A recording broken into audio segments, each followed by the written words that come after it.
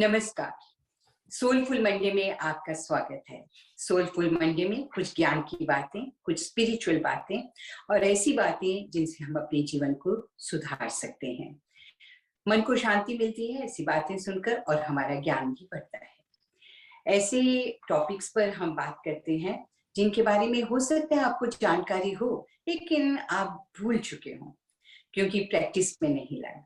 तो हमें तानाजी आचार्य जी इस विषय में हमेशा बताते हैं। पिछले कुछ हफ्तों से हम यज्ञ और हवन के बारे में बातचीत कर रहे हैं।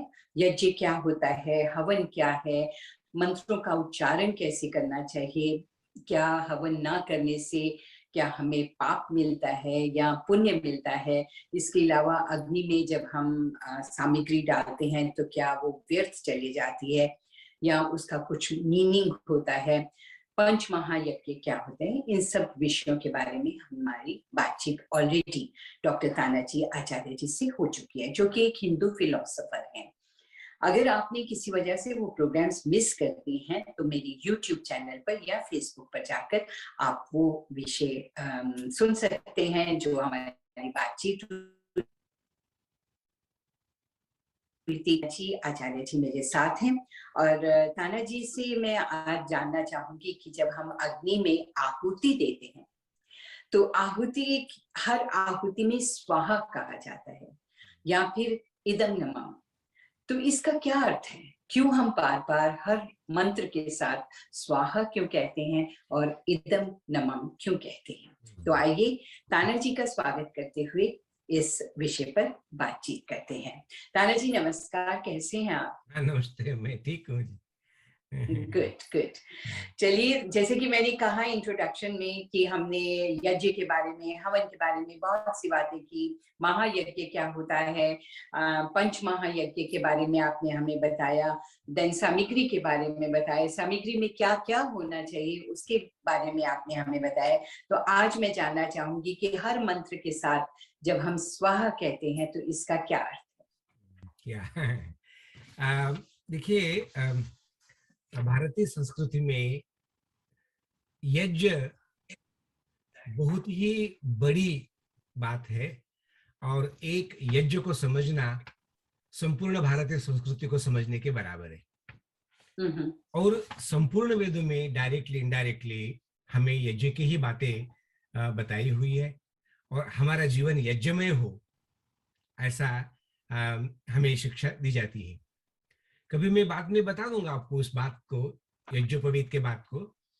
जब हम 5 वर्ष के होते हैं तो हमारा यज्ञोपवीत संस्कार किया जाता है और यज्ञोपवीत का अर्थ होता है कि अपने को यज्ञ से बांध लेना। इन्हें जीवन के पहले कदम पर ही ऋषियों ने हमको यज्ञ के साथ बांध दिया, जोड़ दिया। इन्हें हमारा जीवन इस यज्ञ के साथ साथ चले, ये भावना उनकी है। और वो इतना इंपॉर्टेंट है कि जो जीवन यज्ञ के साथ साथ चले वो जीवन यज्ञमय है और वो मनुष्य पूर्ण पुरुष है, वो धार्मिक है, वो योगी है और वो विद्वान है, वो सदाचारी है और वो आनंदी जीवन जी सकता है। ऐसा इसका इतना अधिक मीनिंग है। और जैसे मैंने पहले बोला था कि सुबह हो शाम हो, सुख है दुख है, जन्म है मृत्यु है, यज्ञ के बिना कुछ भी नहीं है। और यज्ञ ही एक संस्कार, एक रिचुअल और एक ईश्वर स्तुति प्रार्थना उपासना का एकमेव मार्ग है, ऐसे वेदों की मान्यता है। तो इसलिए उपनिषदों में, दर्शनों में, सब जगह पर जो है, गीता में जस्ट नेम इट, यज्ञ ही को समझाने का प्रयास किया है, दिस वे और दैट वे। महर्षि दयानंद ने यज्ञ के अर्थ को बताने के लिए कुछ लिखा है। मैं बहुत क्विकली उसको चाहता हूँ कि आपको यज्ञ का कितना वाइडर स्वरूप है। लोग तो यज्ञ को केवल हवन या अग्निहोत्र समझते हैं, परंतु वैदिक भावना, जो वेदों की भावना जो है यज्ञ के साथ में, उस शब्द का जो अर्थ है उसको ऋषि दयानंद ने बहुत खुल के बताया हुआ है। उससे आपको पता चलेगा कि यज्ञ कितना व्यापक स्वरूप में है। वैसे तो यज्ञ में, यज्ञ के लिए कहा हुआ है अयम यज्ञो भुवनस्य नाभिः। ये यज्ञ संपूर्ण संसार का उत्पत्ति केंद्र है, जहां से उसकी उत्पत्ति होती है, जहां से उस संसार का पालन होता है और जहां पर संसार आकर के समा जाता है। जैसे संपूर्ण संसार का ये चक्र, इकोलॉजिकल चक्र जो है, ये उसका बेस, उसका जो फाउंडेशन जो है वो यज्ञ है। अब आप कल्पना कर सकते हो कि वो कितनी बड़ी बात उसमें कही है। और ऐसे में सैकड़ों मंत्र, हजारों मंत्रों को मैं कोट कर सकता हूँ, बट अभी मैं उसमें जाता नहीं हूँ।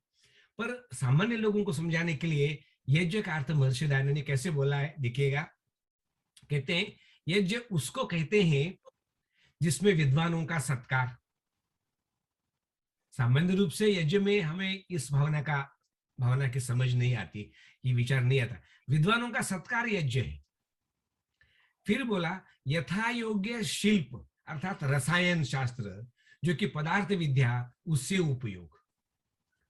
ऋषि कह रहे वेदों के दृष्टि से रसायन शास्त्र में जो केमिकल्स है उसका, पदार्थ विज्ञान में जो पदार्थों के गुणधर्म है, इन सबको जान करके उनका यथा योग्य उपयोग करना। जी जैसे मैंने उसमें पहले बोला था कि सभी इसमें सामंजस्य को बिठा देना, संगतिकरण कर देना, ये यज्ञ कहलाता है। फिर आगे कहते हैं विद्यादि शुभ गुणों का दान। यानी जो दान का देना है विद्यादि, वो भी यज्ञ कहलाता है। एक यज्ञ। अध्यापक, एक आचार्य अपने जीवन में यज्ञ यज्ञ कर रहा है, क्योंकि वो यज्ञ का दान दे रहा है। और अग्निहोत्रादि, जिसमें अग्निहोत्रादि भी यज्ञ है, जिसमें वायु, वृष्टि, जल, औषधि की पवित्रता करके, वायु की शुद्धि, जल की शुद्धि, वृष्टि की शुद्धि, औषधियों की शुद्धि, अन्न की शुद्धि, ये सब करना भी यज्ञ है। और ये यज्ञ। सब करके सब जीवों को सुख पहुंचाना, संसार के सब जीवों को सुख पहुंचाना, उनको आनंद देना, ये यज्ञ कहलाता है। और इसको मैं उत्तम कर्म समझता हूं। अब कितनी बड़ी व्याप्ति इसके बीच में आती जी। है, तो हम तो केवल अग्निहोत्र को ही यज्ञ समझते हैं। तो ये बहुत बड़ी चीज है। उसमें संपूर्ण विज्ञान और संपूर्ण अध्यात्म, ये दोनों विज्ञानों का, दोनों शास्त्रों का समावेश, और संपूर्ण जीवन शैली का आधार, विचार पद्धति का आधार, और कैसे एक मनुष्य सामान्य रूप से देव बनता है और देवताओं की पूजा करता है, इतना बड़ा विशाल अर्थ उस यज्ञ के एक शब्द में है। तो आप उसकी व्यापकता समझ सकते हैं। पर क्योंकि जी आपने भी बचपन से हवन बहुत किया हुआ है मम्मी जी के साथ में, जी और मैं तो, मेरा जीवन तो यज्ञ करते करते पवित्र हो गया है बहुत। पावकान जी। सरस्वती मंत्रों की व्याख्या बिल्कुल। करते हुए और दैनंदिन जीवन में करते हुए, आ, मैं सौभाग्य मानता हूँ कि मेरे जीवन में यज्ञ को करना और यज्ञ कराना और यज्ञ के अर्थ को समझाना, बाय द वे यज्ञ करते हुए ही जीवन को यज्ञ में बनाने का अवसर मुझे मिला। कोई बात है। पाप कर्म में मैं नहीं हूँ, शुद्ध पवित्र यज्ञ के कर्म में मैं हूँ, बचपन से हूँ। और यही आचार्य की ड्यूटी होती है, गुरुओं का कर्तव्य होता है कि वो यज्ञ का दान दे करके ये ज्ञान रूप यज्ञ करे। हम्म। तो उपनिषदों में एक बहुत सुंदर सवाल आया है, उसके बिना हम यज्ञ को समझ नहीं पाएंगे। और अपने बहुत अच्छी तरह से पूछा कि एंड ऑफ द डे ये मंत्रों के बाद में स्वाहा इदन्न मम, स्वाहा इदन्न मम, रिपीट ही होता रहता है, रिपीट ही होता रहता है। कोई लोगों को लगता है बार बार रिपीट क्यों करते रहते हैं, इतना क्या इंपॉर्टेंट है? हम्म। इतना जी। इंपॉर्टेंट है वो बहुत इंपॉर्टेंट है वो। तो जी। अग्नि में जो देना होता है, तो नहीं, आहुति को देना होता है, तो अग्नि किसको दे रहे हो? किसको तो दे रहे हो। तो हम कहते हैं जी। ना, अग्नये स्वाहा, वायवे स्वाहा, देवाय स्वाहा, सवित्रे स्वाहा स्वाहा। सोमाय स्वाहा। तो हम इनको दे रहे हैं, कभी अग्नि को दे रहे हैं, कभी वायु को दे रहे हैं, कभी जल को दे रहे हैं, कभी सूर्य को दे रहे हैं, कभी अलग अलग देवताओं को हम ये दे रहे हैं। तो उनका नाम लेते हैं और फिर बाद में इदन्न मम कहते हैं। तो हाँ एक जी। बार ऐसा हुआ कि राजा जनक जो है उद्दालक ऋषि के पास में गए। उपनिषदों में प्रसंग आता है कि ऋषि जी हमको ये बताइए कि ये यज्ञ को अपने इतना इंपॉर्टेंट बताया हुआ है, जरा आप मुझे समझाइए यज्ञ होता क्या है। आपको पता है जनक स्वयं ये जीवन मुक्त पुरुष थे। जीवन मुक्त का अर्थ होता है वो संसार में तो जी रहे हैं, पर मुक्ति उनको मिली हुई है, विदेह है वो। संसार का सब कुछ काम कर रहे हैं, राज्य चला रहे हैं, खा रहे पी रहे, पर फिर भी ये इसके ऊपर है। पंचमहाभूतिक संसार के ऊपर, शरीर में रहते हुए भी शरीर के ऊपर, ऐसे जीवन मुक्त व्यक्ति। अब उद्दालक ऋषि तो आपको पता है, वो तो पहुंचे हुए जी महर्षि। बिल्कुल। तो इन दोनों के संवादों में राजा जनक पूछ रहे उद्दालक ऋषि को कि गुरु जी, हमें, आचार्य जी, हमें हमें बताइए कि यज्ञ का मीनिंग क्या है। तो पहला प्रश्न उन्होंने पूछा यज्ञ के बारे में कि किम स्वीत यज्ञ से प्राणा। जनक पूछते कि मुझे बोलो कि ये जो यज्ञ है इसके प्राण क्या है। पहला प्रश्न ये है। और दूसरा प्रश्न उन्होंने कहा कि किम स्वीत यज्ञस्य क्या लिखा, किम स्वीत यज्ञ से आत्मा, यज्ञ का आत्मा क्या है। जी।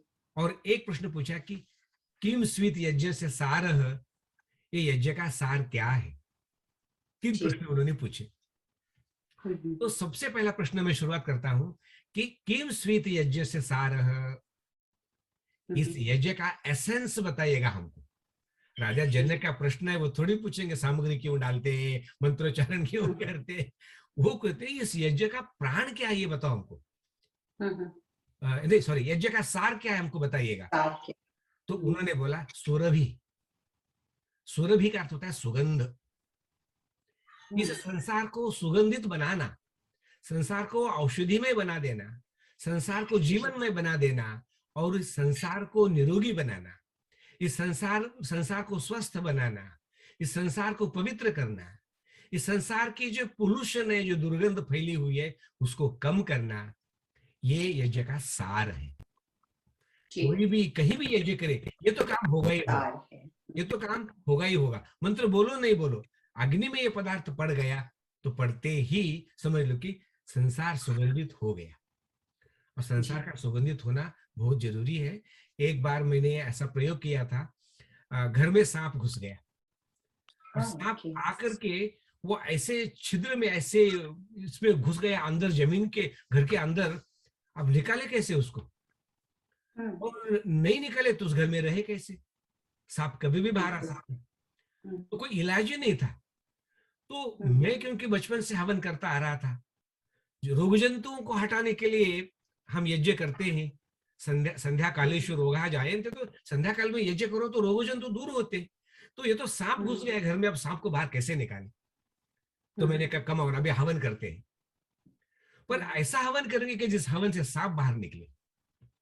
तो मैंने क्या किया, बहुत लोग खड़े थे, अब सोच रहे थे सांप आएगा हम मारेंगे उसको। तो मैंने कहा देखिए अब रुकिएगा, मुझे अभी यज्ञ का जो है सोल्यूशन करने दो।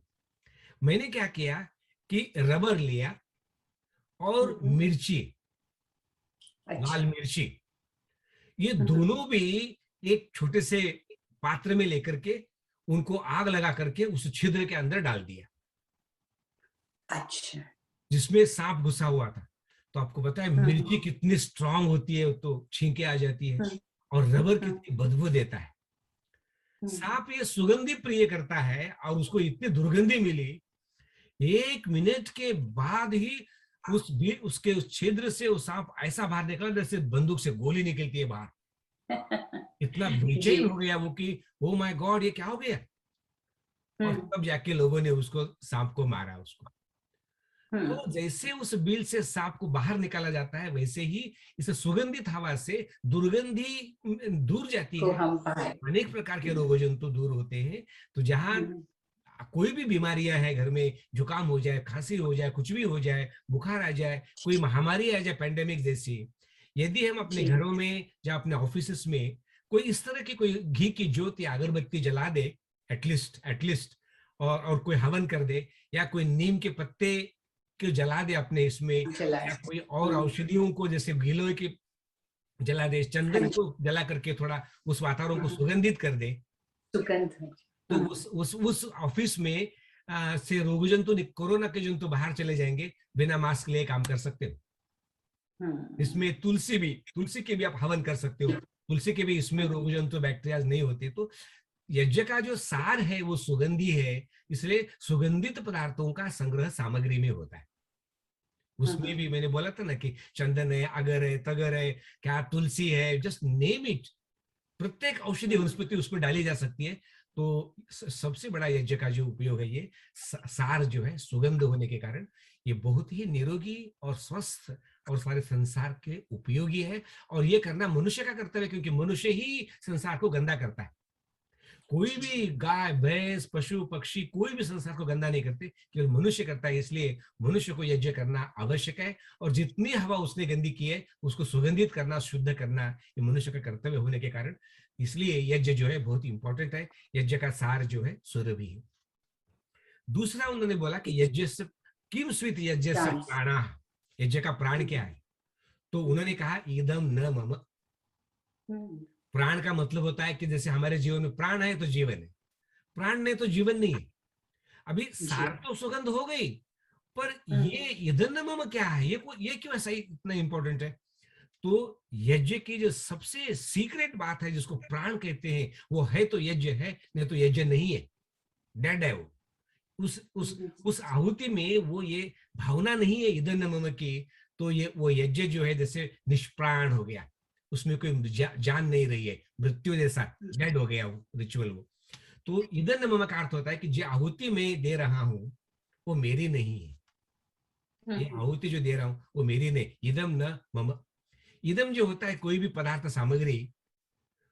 अब इसमें ये समझने की बात है, हम दान जो दे रहे इसमें स्वाहा करके जो दे रहे, लगता है मेरा है, मैं दे रहा हूं, मैं दे रहा हूं। मनुष्य में ईगो होता है और ऐसा लगता है कि सब कुछ मेरा है। मैं बहुत कुछ नहीं कहना चाहता, पर आप जानते हैं कि जिस शरीर को मेरा मेरा कह रहे हो वो शरीर तुम्हारा नहीं है। जैसे प्राण निकल गए तो शरीर गया। और साथ में ये घर को अपना कहते हो, घर भी आपका नहीं है। हम्म, सूर्य आपका नहीं है, चंद्रमा आपका नहीं है। सच पूछे तो ये हमारे आने के पहले भी था और हमारे जाने के बाद भी रहेगा। खाली हाथ आके जी। खाली जाना है, इसमें से कुछ हम्म, भी आपका नहीं है। जब मनुष्य को एक जी। बार ये बात समझ में आ जाए कि ये संसार जो है प्रभु ने, इस शरीर जो प्रभु ने दिया है, भोग अपवर्ग अर्थम, आओ संसार का भोग करो और अपवर्ग मोक्ष पा करके आगे निकल जाओ, ये उसका जी। तात्पर्य है, ये तुम्हारा नहीं है। कई बार मैं एकदम लम्हा। बड़े लोगों में बात करते करते कहता हूँ, भाई देखो अब सभी की एज हो गई है, बड़ी हो गई है। अभी जो जो इंपॉर्टेंट है थोड़ा छोटा सा बॉक्स बना के रख लो, ताकि कभी अचानक जाना पड़ गया, हार्ट अटैक हो जाए तो अपना बॉक्स तो साथ में ले जाए अपना। पर बड़े हंसे लोग, हंसते कहते हैं आचार्य जी एक सुई का भी, एक तिनका भी साथ में नहीं ले जा अकेले लेके जा सकते, सकते क्या हैं। बात करते हैं? जब सब कुछ छोड़ के जाना है, वो हमारा नहीं है। तो तेरा तुझको है, प्रभु का है वो सब कुछ, सब कुछ ईश्वर का है, तेरा तो तुझको हमारा अर्पण कुछ भी क्या नहीं है। लगे। तो क्या है, संसार में हमारी डिटैचमेंट होगी, वैराग्य उत्पन्न हो जाएगा, और हम गलत पाप काम नहीं करेंगे, और जीवन का बोझा एकदम उतर जाएगा। जहां मेरा मेरा शुरू करेंगे तो जैसे मानो दुनिया के सारे ईंट पत्थर कंकड़, चाहे वो हीरा मोती हो, सिर पे लेके कितना बोझा ढोते रहोगे? खाली जाने के लिए तैयार रहो रहो, ये तुम्हारा नहीं है, ये समझो इसको एक बार अच्छी तरह से। तो ये बहुत ही बड़ी बात है। कई बार हम लोग पत्नी अपनी, पति अपने, बच्चे अपने, ये अपना वो अपना, तो ऋषियों ने बहुत कहा धनानि भूमो पशवश्च गोष्ठे नारी गृहद्वारे सखा स्मशाने। ये धन दौलत के सभी घर में रहेगा, पशु गोठे अपने गोठे में रहेंगे, पत्नी बच्चे अपने घर में रहेंगे। ये केवल अकेले ने आगे जाना है, कुछ शुभ कर्म किया हो तो कोई साथ में साथ जाएगा, नहीं नहीं तो जाना। बाकी यही रह जाएगा। तो इसलिए जी। ईश्वर का प्रॉमिस है, सब पूर्णमदः पूर्णमिदम, यहाँ जो भी आप देके जाओगे वो आपको लौट के मिलेगा, पर ये आपका है नहीं है। ये बहुत जी। संक्षिप्त में मैं इसको कहना चाहता हूँ। और अंत में किम स्वित यज्ञ से आत्मा, यज्ञ की आत्मा क्या है? तो कहते हैं स्वाहा। मैं यही कहता हूं, आत्मा का मतलब सब कुछ है। तो मैं कहता हूँ जी। All Vedas what they teach us in the form of yagya, and the soul of the yagya, the essence the yagya जो है वो है स्वाहा। इसलिए हर एक मंत्र के बाद में स्वाहा स्वाहा और कुछ नहीं है। ये जिंदगी मिली है स्वाहा के लिए, और ये संसार मिला है स्वाहा के लिए। स्वाहा का मतलब होता है शेयरिंग टुगेदर, देना, जी। अर्पण करना। तेरा तुझको अर्पण, अर्पण करना है। अर्पण करना स्वाहा है, ये बिजनेस नहीं है। देने के लिए देना है, आनंद के लिए देना है, दूसरों के खुशी प्रसन्नता के लिए देना है। तो जो अच्छी प्रकार से देना होता है निस्वार्थ रूप से, उसको स्वाहा कहते हैं। सुआह जो कहते हैं ना, हमने स्वाहा करके आहुति दे दी, कहते वाह क्या बढ़िया काम किया, वाह स्वाहा किया, सुआह वाह अप्रिशिएबल काम किया। और एक होता है स्व आह, यानी जिसमें अपने स्वत्व का अर्पण कर दिया, जो मेरा था वो अर्पण कर दिया, मेरा सब कुछ जो है तेरा तुझको अर्पण कर दिया। तो ये स्वाहा का एक अर्थ है।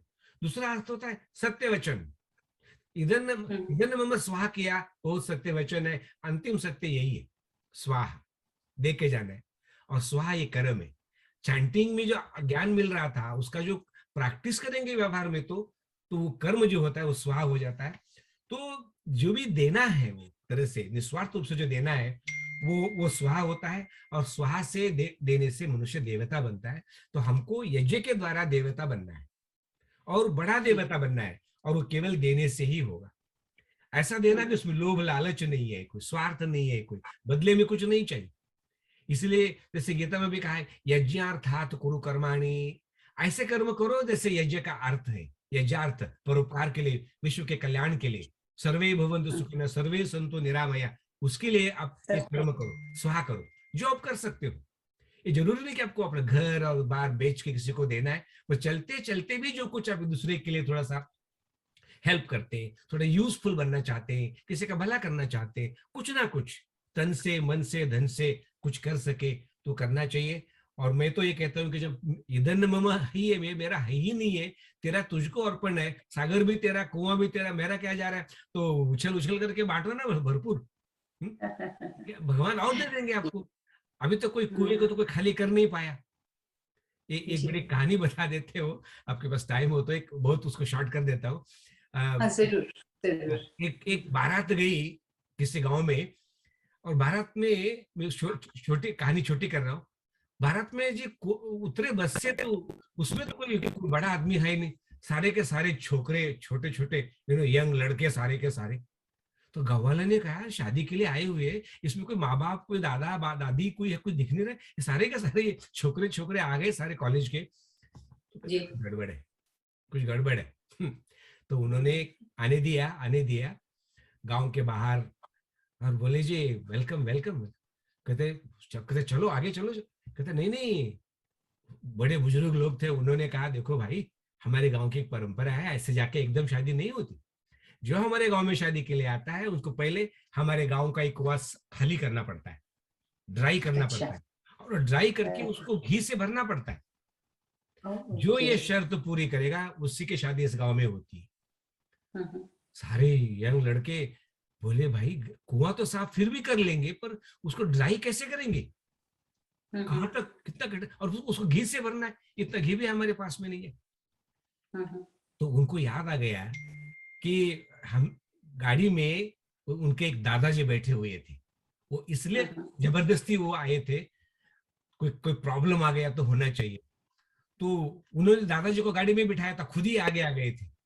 तो गाड़ी में गए, दादाजी को कहने लगे, दादाजी ये कैसा गांव है, कहते कुआं खाली करो, उसको घी में भरो, और फिर जो है हम इस जो गांव है की लड़की। शादी होगी। तो उन्होंने कहा हाँ, ये कौन सी बड़ी बात है, हम अभी कर देते, अभी कर देते।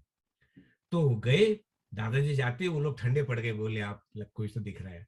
तो उन्होंने कहा जी बिल्कुल नमस्कार, अब ऐसा करो, कुआं खाली कर दो, बस अभी घी भर देते इसमें में।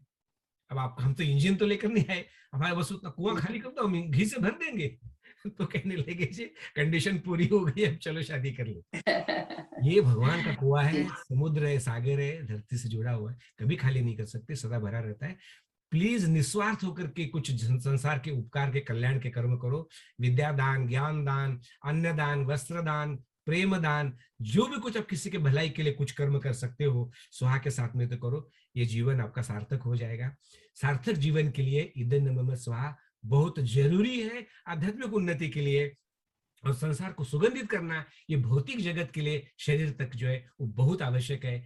ऐसा जीवन जिसमें शरीर और आत्मा के उन्नति का, संपूर्ण संसार के कल्याण का रास्ता खुल जाता हो, ऐसे यज्ञ जो है हमें करना चाहिए, ऐसा जीवन हमको जीना चाहिए। तो श्रेष्ठ संतों महापुरुषों को हम कहते हैं उनका जीवन यज्ञमय था। वो देवता थे, भगवान थे, महापुरुष थे, योगी थे, क्योंकि उनका जीवन यज्ञमय था। तो कितना बड़ा ज्ञान और उपदेश दिखेगा इस छोटे से, जिसमें उपदेश दिया हुआ है।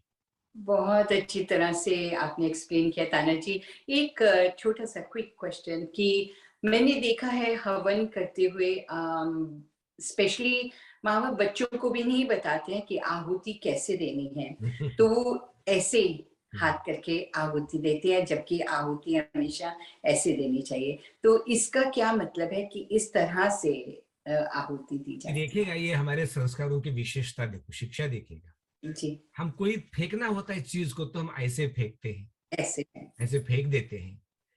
और जब कोई स्वाहा करते हैं, इदन्न मम स्वाहा करते हैं, तो ऐसे खुले हाथ से पूरा दे देते हैं। देते हैं। तो इस प्रकार के दान देने में क्या भावना है? इदन्न मम स्वाहा, मैं होल हार्टेडली निस्वार्थ भाव से आपके कल्याण के लिए, परोपकार से, खुले हाथ से आपको मैं स्वाहा करता हूँ, मैं आपको देता हूँ। तो इसका कितना बड़ा अर्थ था, उसको रिचुअल के रूप में कैसे समझाया, ऐसे फेंको नहीं, आदर पूर्वक दे दो उसको, होल हार्टेडली दे दो उसको। तो ये उदात्त भावना को प्रकट करने के लिए ऐसे हाथ अंजलि ऊपर करके खुले हाथ से दे दो, शॉर्टकट नहीं मारो कहीं पर भी। तो ये थैंक हाँ, तो उसमें सारा भाव बहुत इसमें बहुत आ है गया वो सारा का सारा। जी। बहुत बहुत धन्यवाद ताना जी, बहुत अच्छी तरह से आपने एक्सप्लेन किया। अगले हफ्ते हम किसी और विषय पर बात करेंगे। धन्यवाद। और इसी के साथ मैं सरिता भी अब आपसे आज्ञा चाहती हूँ। अगले सप्ताह किसी और विषय पर बातचीत होगी। अगर आपको प्रोग्राम पसंद आता है तो शेयर भी कीजिए, लाइक कीजिए, थम्स अप कीजिएगा एंड अपने कमेंट्स भी जरूर लिखिए। ये हमारी हौसला अफजाई के लिए होता है कि हमें भी प्रोत्साहन मिलता है इस चीज से कि अगर आप अप्रिशिएट करते हैं। और अगर अभी तक आपने YouTube चैनल सब्सक्राइब नहीं किया है तो सब्सक्राइब कीजिए और नोटिफिकेशन के लिए आप बेल के ऊपर भी क्लिक कर दें, ताकि जब भी कोई नया प्रोग्राम हम आपकी सेवा में लेकर आए तो उसे आप तक पहुंचा सके, मतलब कि आपको नोटिफिकेशन सके। मिलने का वादा। धूम रेडियो सुनते रहिएगा, which is available online, which is available also on your Alexa and on your telephone app. धूम रेडियो सुनिएगा एंड साथ ही साथ हार्ट टू हार्ट प्रोग्राम भी देखते रहिए। नमस्कार।